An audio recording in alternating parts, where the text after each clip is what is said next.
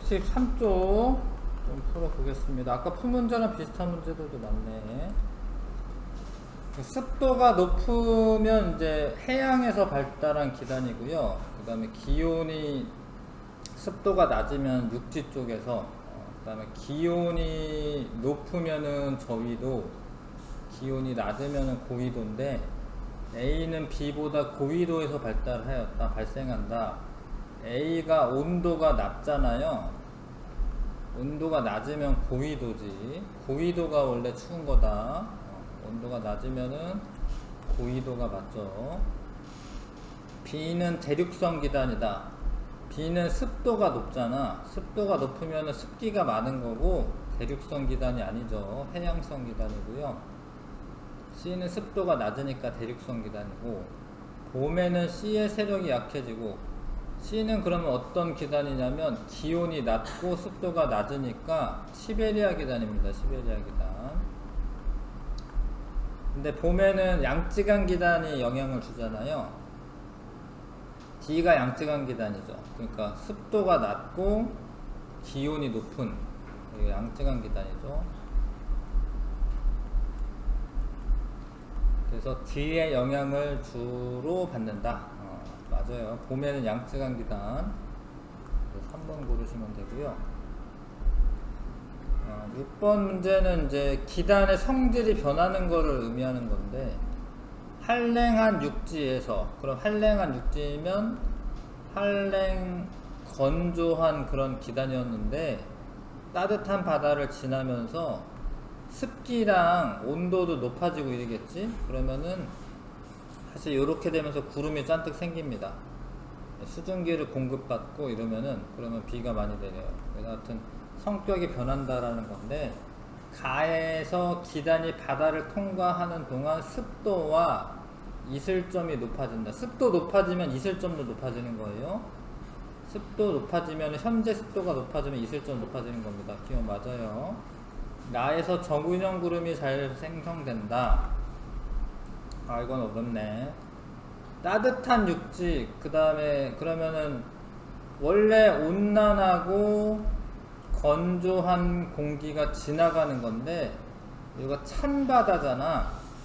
그러면은 밑에가 차갑고 위에가 따뜻하면은 이게 대류가 이렇게 상승하지 않습니다. 그러니까 차가운 공기가 아래에 있고 따뜻한 공기가 위에 있는 거기 때문에 이게 상승을 잘해야지 저근형 구름이 생기는데, 이거는 저근형 구름이 생기는 게 아니에요. 니은 아닙니다. 그러니까 여기는 저근형 구름이 생겨요. 왜냐면 따뜻한 공기가 아래쪽에 있잖아요. 따뜻한 바다를 지나니까. 그럼 이게 상승을 하지. 왜냐면 찬 공기가 주변에 있고 따뜻한 공기가 더 가벼우니까. 그런 구름이 잔뜩 생겨가지고요, 비나 눈이 많이 내립니다. 근데 요거는 저근형 구름 생기는 게 아니에요. 시베리아 기단이 우리나라로 남하하는 경우 가에 해당한다. 맞는데, 시베리아 기단 한랭 건조한데 우리나라를 남하하면, 여기 이제 만약에 시베리아 기단 있어.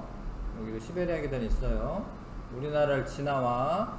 그럼 여기 따뜻하고 바다거든요. 그러면 서해안, 우리 동네에 눈이나 비가 많이 내리는 게 요 경우입니다. 겨울철에 눈이 서해안 쪽에 많이 내리는 경우가 요 경우예요. 시베리아 기단이 우리나라로 남하하는 경우 가에 해당한다. 맞아요. 기억되게 3번. 그 다음에 7번에 요거는 이제 온난전선을 의미하고, 요거는 한랭전선을 의미하죠. 한랭전선. 이거 아시죠? 네, 따뜻한 공기가 찬 공기를 타고 올라가면 온난전선, 찬 공기가 따뜻한 공기를 밀어 올리면 한랭전선. 구름이 생기는 범위는, 가는 이렇게 생겨요. 범위가 넓어요. 근데 나는 이렇게 생깁니다. 그러면 좁아요. 좁아. 그래서 가보다 나에서 대체로 넓다가 아니라 거꾸로 가가 넓은 겁니다. 공기의 연직 운동은 가보다 나에서 더 활발하다. 이렇게 상승을 빠르게 하니까 나에서 더 활발한 거 맞고, 답은 2번. 2번 골라주시고, 그 다음에 자, 요런 거는 이제 온대 저기압이라고 해요. 이런 거를 온대 저기압이 통과할 때 온난전선과 한랭전선을 동반을 합니다. 그리고 한랭전 이렇게 온난전선, 한랭전선 이렇게 있는 거예요. 한랭전선, 온난전선 있는 거예요. 여기 구름이 많이 생기고, 구름은 저기압 중심에도 많이 생기고 전선을 따라 발달한다. 맞아요. 저기압 중심과 전선을 따라 발달한다. 맞습니다. 이렇게. 현재 남부지방은 중부지방보다 비가 많이 내린다. 남부지방은 비가 안 내려요. 비가 남부지방 여기인데 비 안 내리고 중부지방에 비 많이 내립니다. 한랭전선의 뒤쪽, 온난전선의 앞쪽에 비가 내리기 때문에 중부지방에 더 비가 많이 내립니다. 시간이 지나면 제주도는 점차 맑아지고 기온이 상승한다. 아닙니다. 왜냐하면 요 공기덩어리가 옆으로 가기 때문에 제주도는 이제 한랭전선 통과 이렇게 할 거거든요. 그 비 많이 내리고 차가운 공기 세력에 들어가니까 기온이 낮아지는 거죠. 답은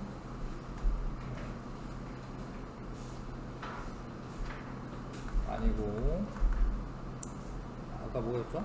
이거 기억 맞았구나. 이거 아니었죠? 현재 남부지방은 비 많이 안 내립니다. 1번 답 했지요.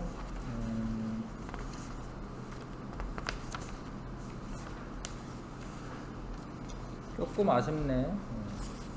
최상위권 도전 문제를 좀 할게요. 116에서 119쪽인데 조금 어려울 수 있는데 같이 할게요. 최상위권 도전 문제는 서술형 안 할게요. 서술형은 안 하고 넘어가고. 자, 이거 같이 할게요. 기권의 층상 구조를 나타낸 것이고 나는 기권에서 나타나는 여러 가지 현상들의 모습이다. 태풍은 A층에서만 나타난다. A가 대륙권인데 태풍과 같은 기상현상은 대륙권에서만 나타나는 게 맞아. 성층권에서는 안 나타나고요. 유성은 공기 밀도가 커지는 B층에서부터 나타난다라고 되어 있는데 유성은 중간권에서부터 나타납니다. 중간권 C층. 오로라는 D층에서, 이 D층이죠. 예, 높은 온도에 의해 공기가 연소되는 현상이다. 뭐 그건 아니고요. 공기가 연소되는 건 아니고 오로라는 이렇게 전하를 띤 입자가 기체랑 이렇게 부딪히면서 발생하는 거는 맞아. 근데 그렇다고 이게 뭐 이렇게 불타고 이러는 건 아니에요. 그런 건 아니기 때문에 이거는 1번 고르시면 됩니다. 오로라는 에너지를 받아서 기체의 전자가 들떴다가 떨어지면서 빛이 나는 거지 연소된다라고 표현할 수는 없습니다. 1번 답이고요. 자, 복사 평형을 이루고 있는 지구의 열수지를 나타낸 것이다. A는 이거는 반사되는 거. 반사. 그러니까 100이 와서 대기에 20% 흡수되고 지표에서 50% 흡수돼. 나머지 남는 게 뭐죠? 얼마죠? 100 중에 70이 흡수가 되고요. 30%가 반사가 되는 겁니다. 그래서 이거는 대기와 지표에서 반사 또는 산란되는 태양 복사 에너지이다. 맞는 이야기고요. B와 D를 합한 값. 그러니까 70이 들어왔지? 그러면 나갈 때도 70이 나가야 됩니다. 70이. 그래서 합한 값은 지구가 흡수한 태양 복사 에너지량과 같다. 맞고요. 그러니까 태양 복사 에너지를 흡수해가지고 지구가 다시 방출하는데 다 합친 값은 70이 돼야 되는데 대기가 있기 때문에 바로 나가지를 않고 대기를 데웠다가 나가요. 그런 거를 온실 효과라고 하고, 온실 효과가 있으면 지구가 더 따뜻하게 보온이 됩니다. 그런데 이제 그게 만약에 유지가 되면 좋은 건데 지구 온난화가 진행되면 B에서 이 양이 모두 증가한다라고 되어 있는데 C랑 E는 증가하는 게 맞는데요. 나가는 게 D인 거는 증가되는 게 아니에요. 그러니까 B랑 D는 이거는 일정한 거예요. 이거는.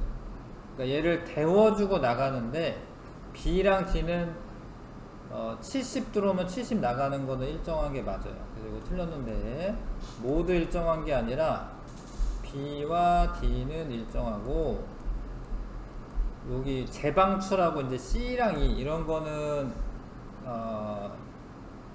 증가한다라고 돼 있구나. B와 D는 일정한 거고 C랑 E가 이게 증가하는 거야. 그래서 요것 때문에 이제 더워지죠. 지구의 온도가 높아집니다. 네, 답은 3번 고르시면 되고요.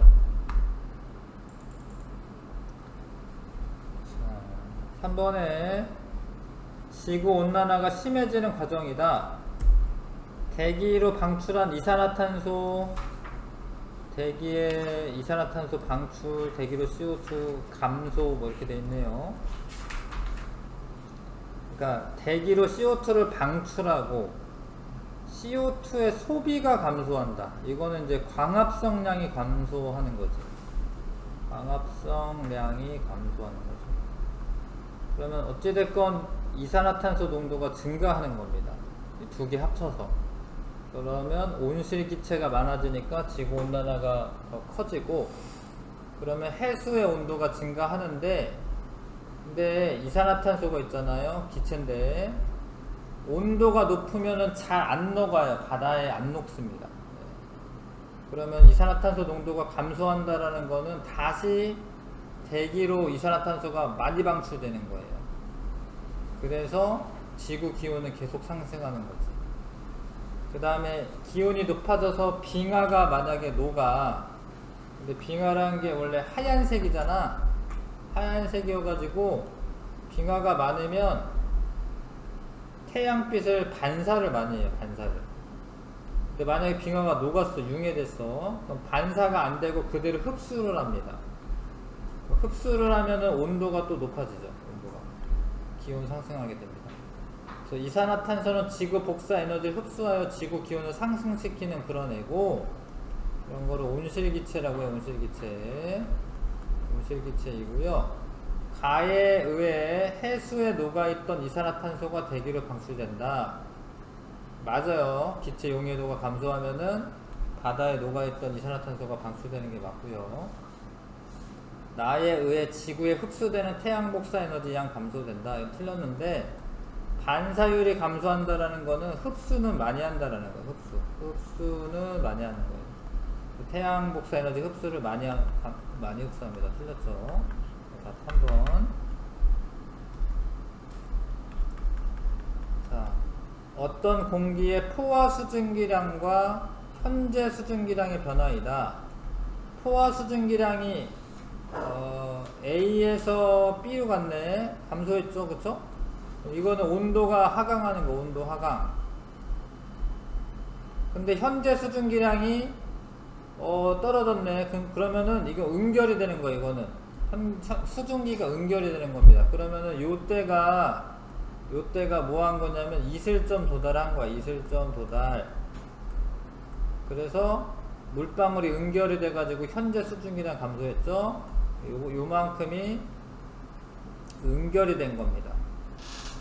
그래서 A에서 B로 갈 때 공기는 불포화 상태다. 불포화 상태지. 왜냐면 이런 거야. 이 그래프는 우리가 많이 보는 그래프는 이런 그래프죠. 기온이 적혀 있고 가로축에는, 세로축에는 이제 습도, 이제 수증기량이 적혀 있는데,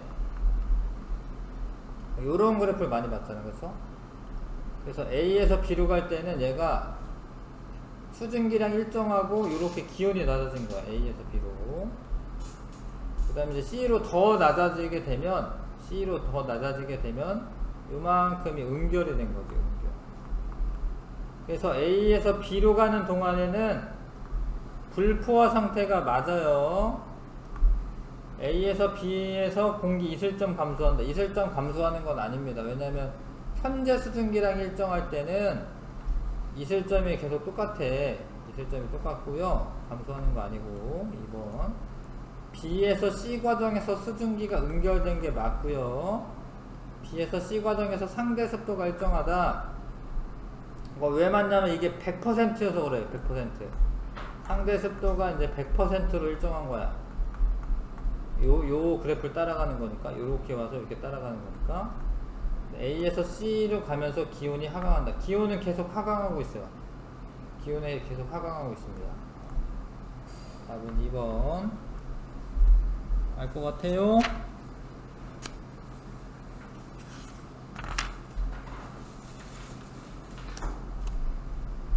자, 5번에 지표에서 25도씨로 가열된 공기덩어리가 상승하여 구름이 생성되는 과정을 나타낸 것이고, 표는 나의 기온에 따른 포화 수증기량을 나타낸 것이다. 그러니까 상승하다 보면 어떻게 돼? 팽창해가지고 기온이 떨어져. 떨어지다가 5도씨가 됐는데 응결이 됐다라는 거야. 5도씨는 이슬점이 되는 거고, 그러면 5도씨가 이슬점이라는 거는 현재 수증기량이 5.4였다라는 거예요. 구름이 생성되기 시작했을 때 공기덩어리가 5도씨였다. 그러면 이슬점이 5도씨고, 이 공기덩어리가 상승하기 직전에 지표에 있을 때 상대 습도를 구하시오. 현재 수증기량이 5.4였다라는 거예요. 5.4. 근데 상승하기 전에는 25도씨이기 때문에 포화 수증기량이 20이거든요. 그러니까 포화 수증기량 분의 현재 수증기량 곱하기 100 하면은 상대 습도고, 5만 곱해주면 되겠네. 그러면 27% 이렇게 되겠네. 상대 습도가 27%였다라는 거.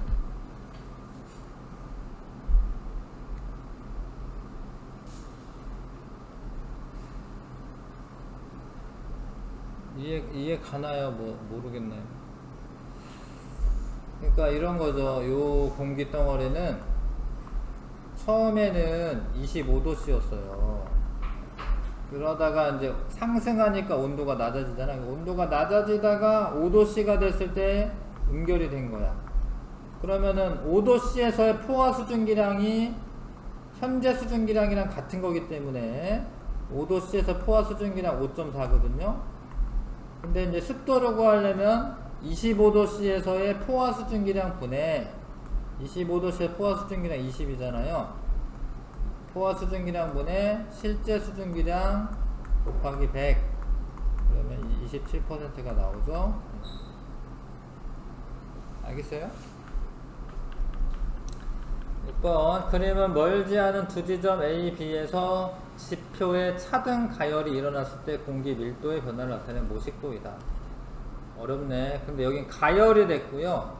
여기 상승 기류가 생겼고, 요건 냉각이 됐네요. A 지역에서 하강 기류가 나타난다. 하강 기류가 나타나죠. 이렇게 냉각이 되면, 가열되면 상승 기류가 나타나고.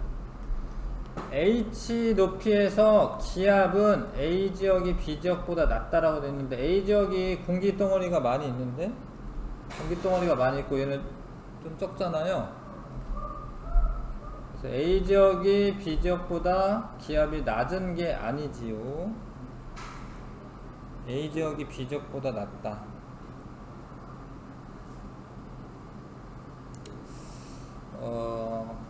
요 그림만 보면 그런데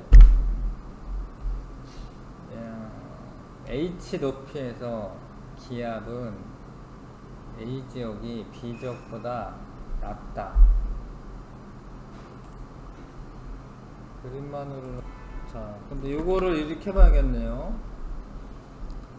하여튼 요 상태에 있다가 이렇게 됐다라고 되는데, 여기는 냉각이 돼가지고 요 공기가 밑으로 내려왔으니까 여기는 고기압이 되고, 여기 공기가 적어졌으니까 저기압이다, 이렇게 표현했네. 그 다음에 여기선 가열해가지고 공기가 올라갔잖아요. 공기가 올라갔으니까 여기는 저기압이고, 여기 공기가 많으니까 고기압이다. 요 그림으로 판단하면 안 되겠네요. 이 그림으로는 지금 다 균일하게 보이니까 요렇게 생각을 해야 될 것 같고, 그래서 H 높이에서 A 지역이 저기압이고 B 지역이 고기압이다, 이거 맞게 하시고요. 그 다음에 지상에서는 바람이 A 지역에서 B 지역으로 불고, 요 그림만으로 판단하면 안 될 것 같고, 요러면은 고기압에서 저기압이니까 A에서 B로 부는 게 맞고요. H 높이에서는 고기압에서 저기압이니까 바람이 이렇게 부는 게 맞습니다. 그래서 기억니은 지금 5번 고르시는 게 좋겠습니다. 5번 골라주시고, 그 다음에 7번 온대성 저기압이 17, 19일, 20일 이렇게 지나가고 있고요. 온대성 저기압이 고기압도 이렇게 지나가고는 있네. 그래서 18일에서 19일에 우리나라의 기압이 점차 감소하였을 것이다. 맞는데 왜냐면 우리나라가 저기압 세력으로 들어가고 있기 때문에 그러니까 이렇게 됐구나. 아무튼 저기압으로 이제 되고 있으니까 기압 감소한 거 맞고요. 19일에 제주도에서 주로 북풍이 분다라고 돼 있는데 제주도 여기 있고 저기압 중심으로 바람이 불어 들어갑니다. 이렇게 시계 반대 방향으로. 그럼 이거는 북풍이 아니죠. 이거는 남풍이 남풍. 틀렸고요. 21일에 우리나라 날씨는 흐릴 것이다. 21이 여기 있잖아요. 21일에는 저기압이 이렇게 많이 이렇게 가서 흐리다라고 할 수는 없죠. 그러니까 저기압이 있을 때 흐린 건데 저기압이 물러났기 때문에 날씨는 맑을 것으로 예상이 됩니다. 저기압이 이제 지나갔으니까 온대 저기압 이런 거는 편서풍에 의해서 서에서 동으로 이동하는 겁니다. 서에서 동으로. 네, 답은 1번. 자, 8번에 요쪽에 저기압이 많고 여기는 고기압이야. 이 고기압인지 어떻게 하냐면 이제 이 기압선을 보면 등압선을 보면 1012고 1016이잖아. 그럼 여기 가운데가 고기압이에요. 이런 거죠. 근데 여름철이지 이거 여름철. 왜냐면 고기압이 남쪽에 있고요. 저기압이 북쪽에 있을 때 바람이 이렇게 남동 계절풍이 불고 여름철이 맞죠. 그 다음에 요거는 여기가 고기압 여기가 저기압인데 바람 이렇게 불고요. 북서계절풍 불고 이거는 겨울이죠. 겨울. 네. 요런 거를 남고 북저형 기압 배치다 라고 얘기하고 요런 거는 서고 동저형 기압 배치라고 합니다. 서고 동저형 기압 배치. 네, 서고 동저형 기압 배치가 됐을 때는 겨울철입니다. 겨울철. 자, A에서 하강기류, 저기압에서 고기압이구나. 고기압은 하강기류가 맞아요. 그 다음에 B에서 상승기류, B는 저기압인데 고기압인데 고기압이기 때문에 이것도 하강기류입니다. 하강기류. 기류는 위아래로 움직이는 겁니다. 네, 틀렸고요. A와 B 모두 편서풍의 영향으로 서쪽으로 빠르게 이동한다. 근데 이게 아까 전에 내가 말한 거는 이동성 고기압 저기압은 그런 건데 요거는 정체전선 정체된 상태에서 좀 오랫동안 머무르는 거예요. 정체성 고기압이라고 말하지. 그래서 이거 빠르게 이동하는 게 아닙니다. 이동성이 아니라 정체성 고기압이에요. 1번이 답입니다. 저렇게 머물면서 오랫동안 우리 나라에 영향을 주는 겁니다. 그래서 요 단어는 요걸로 끝내고 좀 쉬었다가 그 다음 단원 운동에 관해서 하겠습니다. 좀 쉬었다가 할게요.